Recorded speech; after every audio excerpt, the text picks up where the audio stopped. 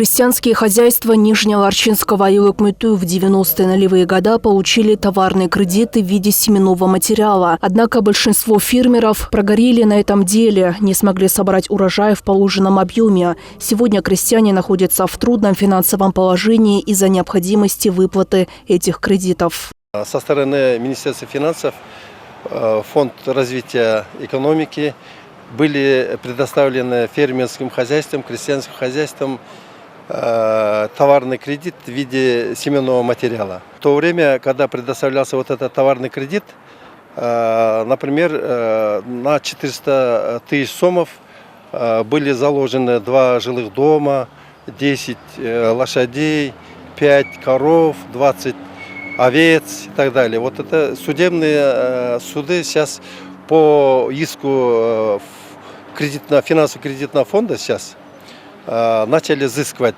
обращать взыскание на заложенное имущество. После окончания второго народного Курултая делегаты данного округа вместе с фермерами, понесшими убытки, обратились в Министерство финансов. Ответ они получили сразу. Ведомством будет составлен список обанкротившихся крестьян, проведен анализ их ситуации, после чего Минфин передаст это дело соответствующим структурам.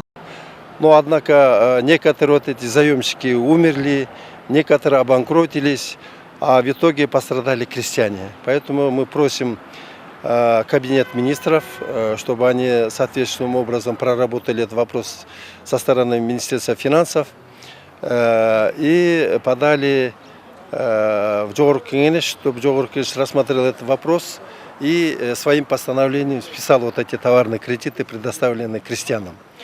От этого облегчилась бы жизнь крестьян. Жители Ленинского и Лыкмыту с нетерпением ждут реконструкцию водопровода, установленного еще в 70-х годах. По словам делегата данного округа, средств для замены водного сооружения в местном и районном бюджете недостаточно. Жители надеются на помощь со стороны государства.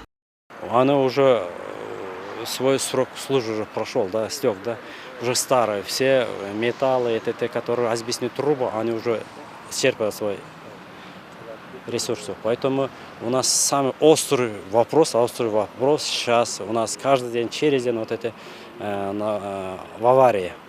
Поэтому мы хотим вот этот водопровод заново поменять, вот эту реконструкцию полностью. Жители также тревожатся из-за качества образования в переполненных школах. Ленинская средняя общеобразовательная школа давно не в состоянии вместить всех новых школьников. Здание, предназначенное для 730 человек, в настоящее время размещает более 2000 учащихся. Школу расширить. Раньше в прошлом году тоже было вот это наказ. Год мы искали. Вот проблема в том, что в участках земля нету, чтобы построить дополнительный корпус там. В этом году уже год мы проработали, искали.